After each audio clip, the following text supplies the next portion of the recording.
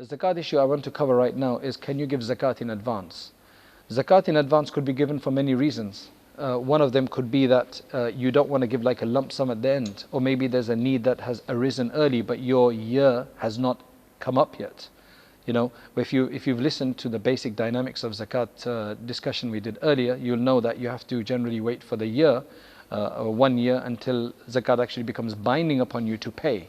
Right? It becomes necessary and obligatory from the beginning, but it's only after 1 year that you have to see whether you have to pay it or not. So let's just say in the middle of that year, there's a need that arises, and you want to give that and say that I'm going to give this as advanced zakat that I am due to give in Ramadan or in Dhul Hijjah or whatever. Can you do that or not? So basically, yes, zakat can be given in advance as long as 3 conditions are met. Right? The first condition has to be there from before, which is that you already are in possession of a nisab, right, which is the quantum, and your year has begun. All right. Consult the other discussion about the basic dynamics to get a better understanding of that. So once you've received a nisab and your year has begun ticking, then now you can actually give an advance zakat. So now you can expect that, okay, in 1 year I'm still going to have maybe £5,000 or £2,000. So let me give my zakat. On 1,000 it's £25. On 2,000 it's £50. So I'm going to give £50 from now. Now, the other 2 conditions that have to be met for that zakat that you've now already given in advance to be valid when your year actually ends, because you'll only find out if that zakat was valid and sufficient when your year ends. So now you wait until the year ends.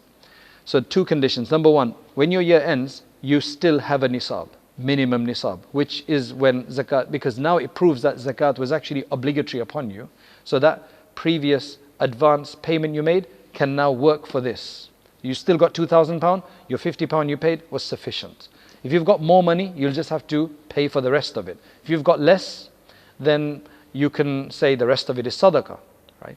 The third condition is that in the course of the year, you did not go down to 0. You did not lose all of your wealth. Because had that happened, your cycle would have restarted, as I had mentioned in that fundamental understanding lecture I did earlier. Right? So 3 conditions. You must have had started with a nisab.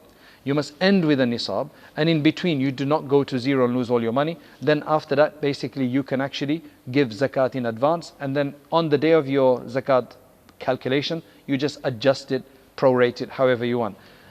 Based on this, or according to this, you can actually give zakat for many years. So I could imagine that if I'm going to have basically, for some people, mashallah, their wealth is quite steady, right? They've got a very steady income, they've got very steady expenditures, and they don't fluctuate too much. So they think, generally my asset value is going to be just £2,000. My asset value is just going to be 2,000 pretty much for the next 5 years. So you can give basically £50 for each year. So you give 5 times £50 for the next 5 years. But remember, what you're going to have to do is make sure that you fulfill the conditions each year. So when it comes to your zakat date anniversary, you're just going to have to calculate on that day and say, do I still have 2,000? Okay, so 50 was sufficient. Do I have less? Well, 50 was sufficient, and the extra is sadaqah. Do I have more? Well, I better pay more. So every year you'll just prorate and correct accordingly. So that's basically the condition of paying zakat in advance. As I said, there could be many reasons for paying in zakat. So like that, you can give many years in advance if you want to. May Allah accept our zakat.